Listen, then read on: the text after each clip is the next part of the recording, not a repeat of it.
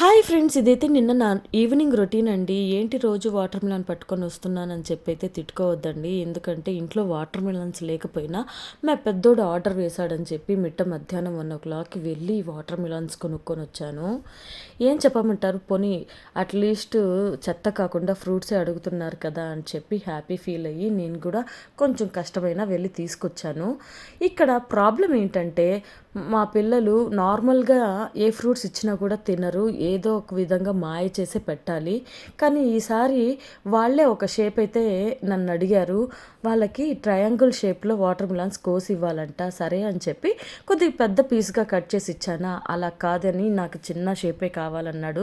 సరే అని ఇలా చిన్న షేప్లో కట్ చేసి ఇచ్చినా కూడా అది కూడా పర్ఫెక్ట్ కాదు, నాకు కావాల్సింది ఇది కాదు అని చెప్పి తినట్లేదు.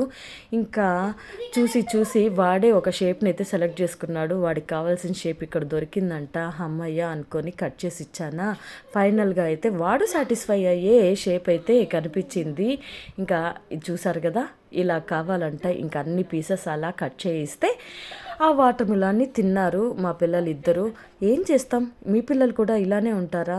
నాకైతే రోజు ఇదే సినిమా అండి. ప్రతిరోజు ఫ్రూట్స్ తినిపించాలంటే ఇలాంటిది ఏదో ఒక అవస్థ పడుతూనే ఉండాలి. ఇంకా ఫ్రూట్స్ తిన్నాక భోజనం కూడా పెట్టి నైట్ పడుకోబెట్టడానికి నాకు ఇంకొక సినిమా అయితే కనిపిస్తుంది. అది ఇదే.